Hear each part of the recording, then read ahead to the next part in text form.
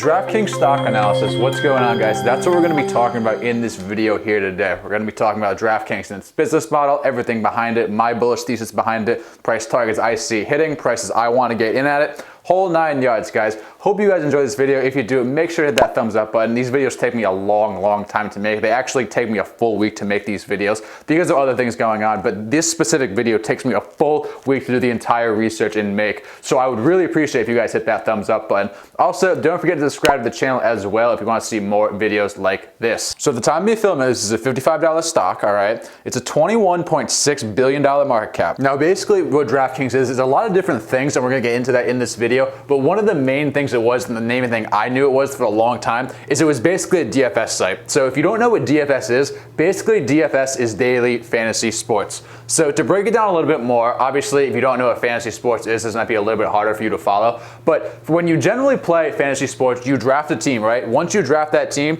you have that team for your entire season, and each player you have on that team is going to get you points, and it's different for each sport. So in basketball, 1 point might be worth 1 point, or an assist might be worth half a point. In football, a touchdown pass might be worth 4 points, while receiving a touchdown might be worth 6 points. All these different things go into play, and you get a final score for your fantasy team, right? And you're playing against someone else who also has a fantasy team of made-up players. It's a made-up team. That's why it's called fantasy sports. Anyway, the DFS, on the other hand, it's day to day. It's not like the entire season where you're playing against someone every week. Say you put in a lineup on a Monday, that team is no longer yours after that Monday. You're just holding it for that one day, hence the daily fantasy sports. So say, for example, you are going to your friend's house to watch some football, we'll say, and one of your friends says you want to do a pool, right? You want to do a fantasy football pool, or a DFS pool, rather, a DFS pool. So you decide to do it on DraftKings. I think for DraftKings, the salary cap is $50,000.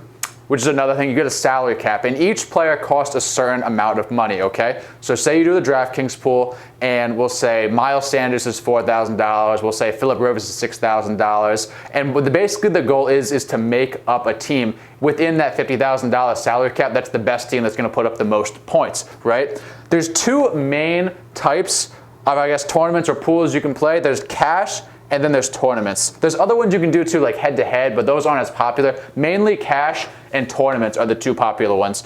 And basically, to summarize what those are, is cash is basically you're playing it safe, more or less. You're getting the top 50% in that pool get paid out. So say, just for example, 100 people enter a pool, a cash pool. And basically, the people that place 1 through 50, they're gonna get paid out, all right? They're gonna get paid out the same exact amount. It doesn't matter if you place first, or it doesn't matter if you place 50th. You're gonna get paid out the same amount of money.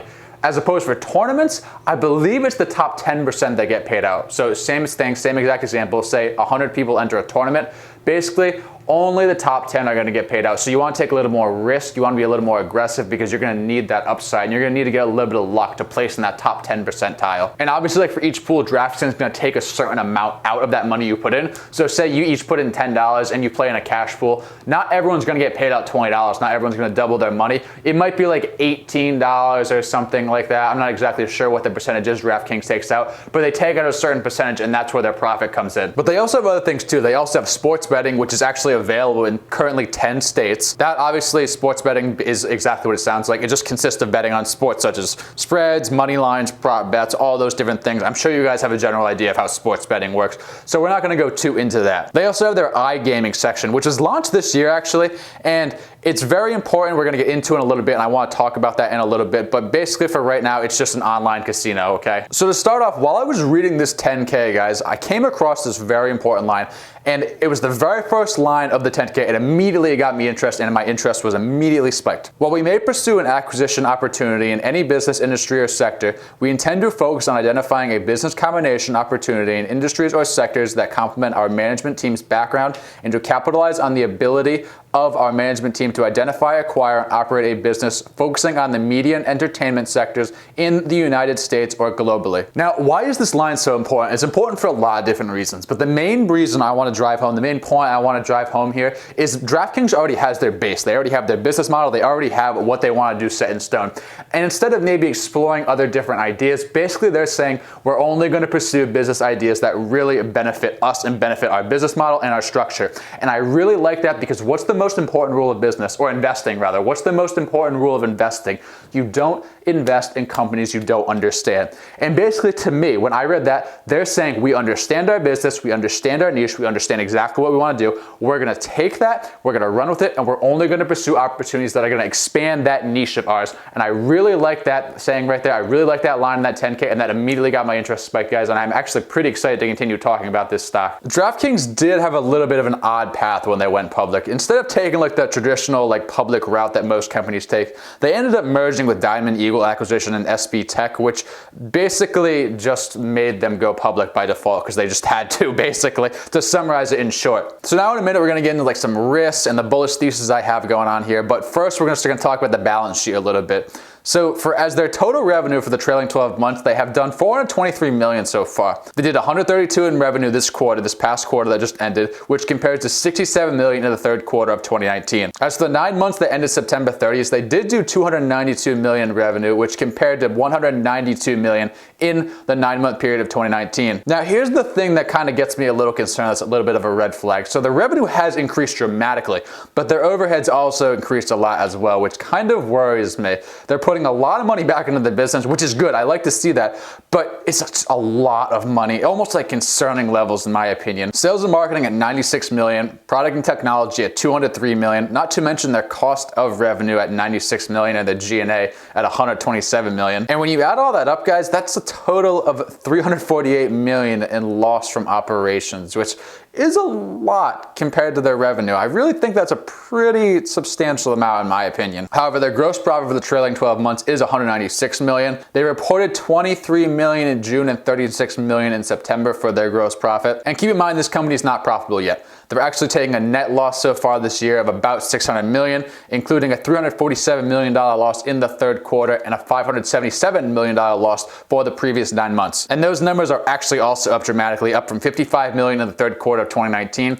and $113.5 million for the 9 months of 2019 as well. As for their assets, they do have $1.1 billion in cash and cash equivalents, which is a lot. That's increased a lot since 2019. And when you add up the cash reserved and the users' accounts receivable and all these other current assets they have, their total current assets come out to $1.5 billion. And here's one thing that really intrigued me about this company. They have $512 million in total current liabilities, which is next to nothing in the grand scheme of things. It's really nothing. And the thing is, it's all long-term debt, like legit current debt, short-term debt, they're putting up a bagel. Like they owe nothing in short-term debt, nothing. I can't even believe it. Now, before we kind of get into why I'm bullish long-term here on Draftkings, we're going to talk about some of the risk factors, because as I mentioned in a lot of different videos, guys, with every investment, there is a risk. There's no picture perfect stock. Everything's going to have some sort of risk. It doesn't matter if you're sitting in cash, doesn't matter if you're in an index fund, doesn't matter if you're in an individual stock, real estate. Every investment's going to have some sort of risk. So we're going to start off with an obvious one here, the virus. So what if sports get shut down again, guys? What if, the virus gets worse and, the vaccine doesn't get distributed as fast as people think they're going to be? And what happens if sports just shut down? Now, do I think that's going to happen? Probably not. I feel like at first it happened because there was a lot of indecisiveness. People didn't know how bad this virus is actually going to get. There was a lot of things that were up in the air and people didn't know how to handle it. And I can't really blame them because I wouldn't have known how to handle it either. It's a once in a 100-year event. Can you expect people to know how to handle a once in a 100-year event? Not really. So that is a risk. Sports could get shut down again, but I think the NFL is a pretty good example of that. It's going to literally take everything to shut it down because it's a business at the end of the day. It generates money. Obviously, all sports have lost a lot of money this year, from not having fans to shortened seasons. They're losing money and they don't want to lose any more. And I understand that. I mean, whether it's right or not, that's a different conversation we're not going to get into. But I understand it's a business. I understand it's about money. The second thing, what if people stay away from betting on sports and DFS, right? So me personally, I've played fantasy sports like all my life. This is the first year I'm not playing fantasy sports, and I don't even know how long. It's been quite a long time. And the main reason is because of this virus. I just don't want to be bothered with someone getting the virus like last second, be put on the virus list and having to find someone else and kind of scramble around. I just don't want to be bothered with that. Injuries, okay, that's part of the game. It's always going to be part of the game. But the virus is just not something that you can really even account for, I guess you can say, when drafting players. So I didn't want to be bothered with it. So who's to say other people aren't like me? So another thing here, let's say that people stay away from betting on sports, okay? So let's look at it, let's say the Bucks and the Saints game, and the Saints are -7. And when you see -7, that means you think that whichever team is -7 is going to win by more than 7, basically, is what you're saying.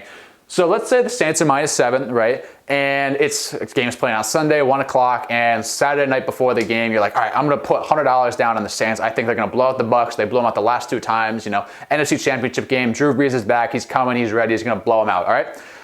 So you put $100 down on that game, you lock yourself in, and once you bet that money, you're locked into that line. Like, you don't get your money back unless you hit and you win. Otherwise, you don't get it back, all right?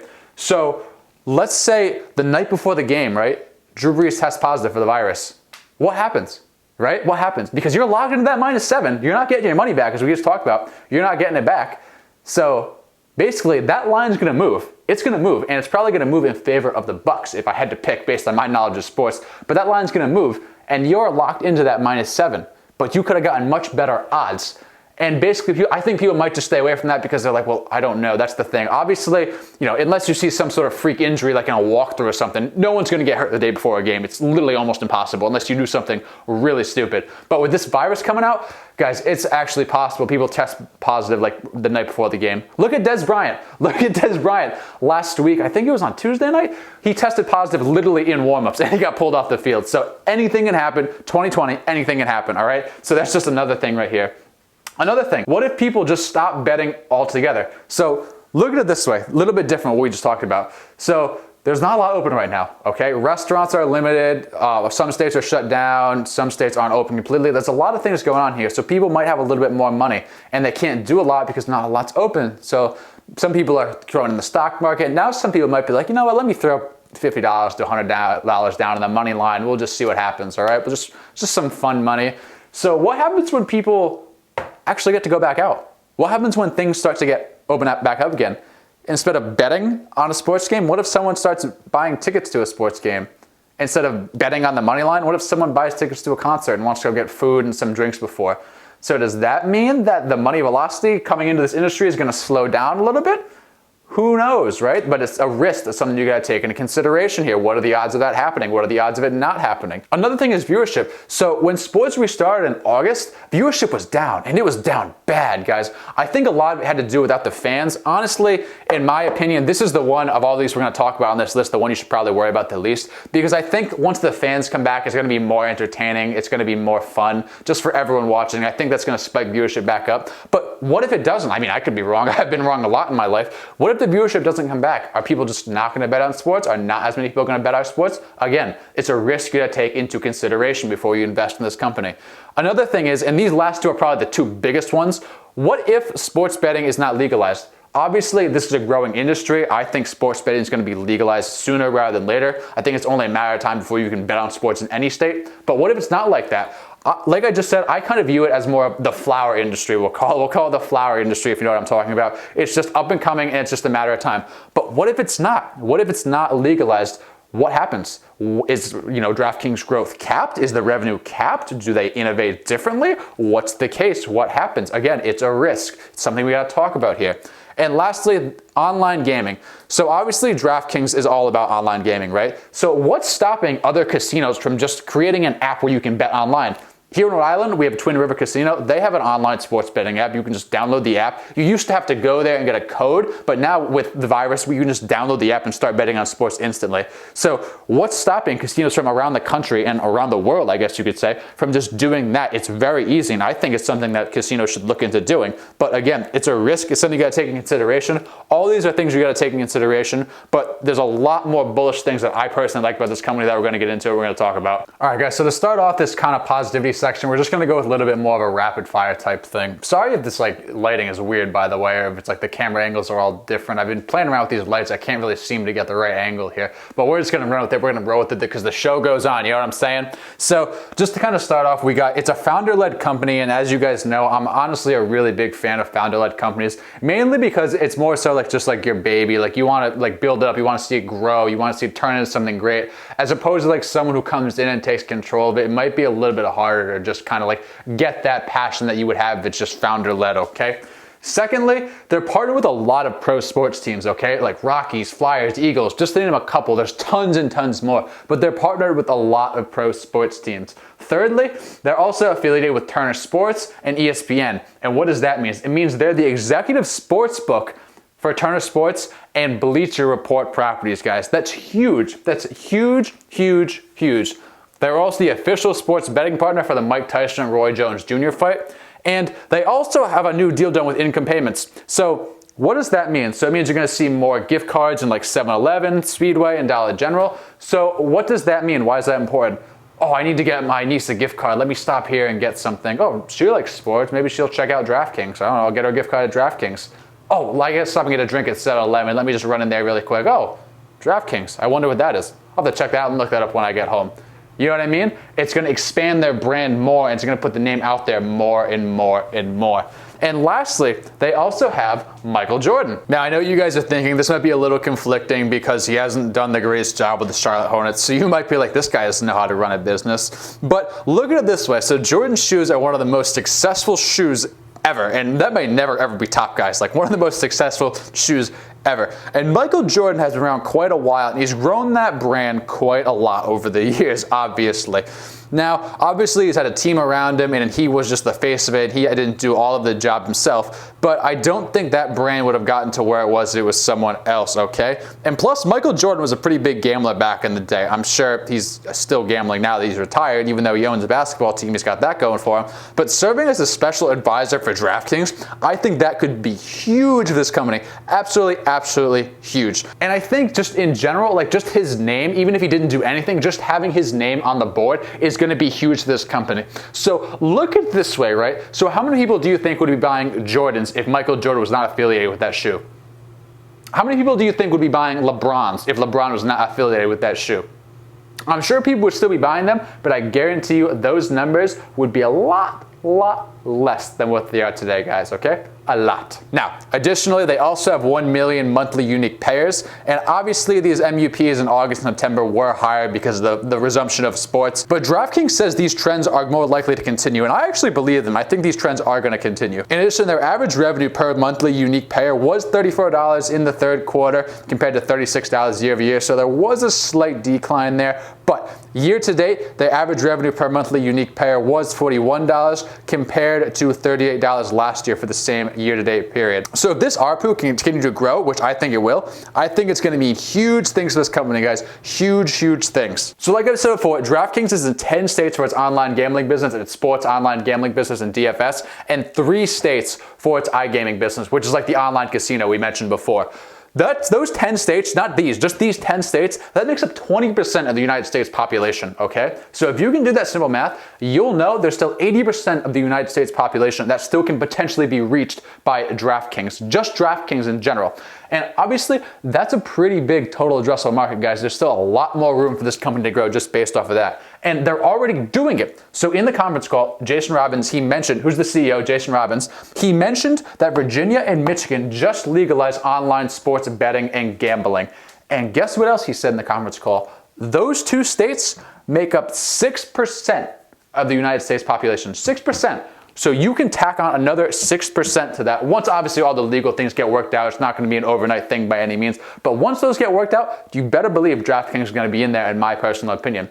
Also, Ontario. DraftKings in Ontario now. And actually, Jason Robbins said he believes that based off of the Ontario's population, it would be the United States' 5th largest state if it were a United State. We think the Ontario opportunity is underappreciated, and it sounds like there could be future momentum in other provinces as well. He wrote, assuming full legalization in Canada, we think this could be a $4 billion revenue opportunity, none of which is in our estimates or street expectations. Currently, the market size for online gaming is $66.7 billion, okay? That's been growing about compoundedly for around 25% over the last 5 years. By 2023, the market size is projected to grow to just under $93 billion if all works out, and that's going to be huge for this company, guys. Huge. But guys, at the end of the day, like, where's the gambling industry going? Like, where's it going? Like I mentioned earlier, it's more like the flower industry. It's just on the come up, and it's just a matter of time, in my personal opinion. It's definitely not going any lower. Like, more states are not gonna like make gambling illegal by any means. They're not gonna make sports gambling illegal. At least I feel that way. I don't know if you feel differently, but definitely I feel like it's on the come up for sure. What I also really liked in the conference call was Jason Robbins was asked where he thinks they are. Basically, he used a baseball analogy. So the person asked, whoever asked him the question, said, what inning do you think you are in throughout this game? And Jason Robbins probably answered it in the best possible way, and he said, We haven't even started the game yet. We're just in spring training. And I think he's completely correct, because this is an industry that hasn't even begun to see the potential growth that it can see yet, guys. Has not even begun to see it. Now, am I buying this stock right now? Am I gonna buy this stock? How big am I gonna make this position? And the answer is actually no, I'm not buying this stock. And here's why. I feel like this market cap, I feel like this company is a little bit overvalued right now, mainly just because I feel like there's a lot of optimism behind the sports gambling industry and it being legalized. So I'm actually not touching it right now. If it goes under $40, it starts to intrigue me. If it goes under $35, I like it a lot. If it goes under 30, I love it. If it goes under 25, I'm loading. I will load the boat if it goes under $25, because I just feel like DraftKings has such a huge opportunity in front of it. Just the branding alone of this company, like look at Beyond Meat, for example. That branding is A1. I look at DraftKings in a similar way. The branding is so good. Like anytime I watch a sports game, DraftKings is on there. Anytime I listen to a podcast, a sports podcast, DraftKings is on there. Sometimes I even listen to podcasts that aren't even related to sports, and DraftKings are on there. It blows my mind. I see DraftKings literally everywhere I turn, and I love it. And I feel like there's such a big opportunity for DraftKings to grab a really big portion of this TAM market, and I'm really excited for it. So just a couple of quick things I want to touch on before we wrap up here. So the iGaming sector I mentioned before, that to me is a huge bonus, because it showed not only that they can diversify their revenue streams, but it showed that basically that the management team has the ability to pivot and innovate. So they went through a once in a 100-year event, right? Where basically all of their revenue was cut off, like all sports, and they were able to launch this new product that allowed them to keep bringing revenue in. I really like to see that in companies. I like to go to times where obviously different companies are going to be different times, like, you know, Apple might be the tech bubble or something like that. Obviously this gaming industry might be something like this virus, but I like to go through times of adversity, and I like to see how the management team, and I like to see how the company responds as a whole. So that's what I really like to see. So that was a really big thing. That was just one quick point I really wanted to make. As for not like price targets, the last thing we're going to talk about in this video, not like price targets I have, but prices I could see this company going to over the next year. I used this very simple equation. I didn't come up with this. I've seen a lot of people use this. I've seen people in Jeremy's private group use it. I've seen a lot of people use it. I just kind of, I guess, I don't like to reinvent the wheel. I just kind of like to add to my human capital. So that's what I did here, and hopefully I'm gonna do that for you guys too. So basically, to calculate a share price that maybe I could see the company going is I like to take next year's sales divided by this year's sales, multiply by the market cap, and then divide all that by the shares outstanding to get the share price. So for example here, we'll start with the lower end. So the guidance in the conference call that was provided by Jason Robbins, it said between 750 million and 850 million. So we'll take next year's sales, 750 million, the lower end like we talked about, divided by this year's current sales, which should be about 551 million. Multiply that number by the current market cap, which is 21.6 billion that we talked about, and divide all that by the shares outstanding, which is 397.71 million, to get $73.92 that this stock could reach next year. Remember, this is a $50 stock right now. Okay, next, we'll take the higher end, 850 million, and do the same exact thing, divided by 551 million, multiply that by 21.6 billion, and then divide all that by 397.71 million. And that comes out to $83.22. Now, last thing I want to leave you guys in this video. It's very important about these calculations, very important. What we talked about earlier about Michigan and Virginia, remember that? The 6%, that 6% that's going to be added to the 20% they're already targeting the United States population. They're not even included in these numbers. They're not included in these numbers. Neither is Ontario. I promise you guys, if all those things go according to plan, everything gets worked out on the front side of 2021, these revenue numbers could be really, really strong. Thank you guys so much for watching. I really appreciate it. Hope you guys got some value out of this video. This might be one of the longest videos I've ever made on YouTube, to be perfectly honest. I went pretty in depth here about my bullish thesis. Let me know if you guys want to see more of that bullish thesis down in the comments, or if you like what I've been doing before with these stock analysis videos. Like and subscribe as always. Those two things really help out the channel in a massive, massive way. And I'll see you guys in the next video.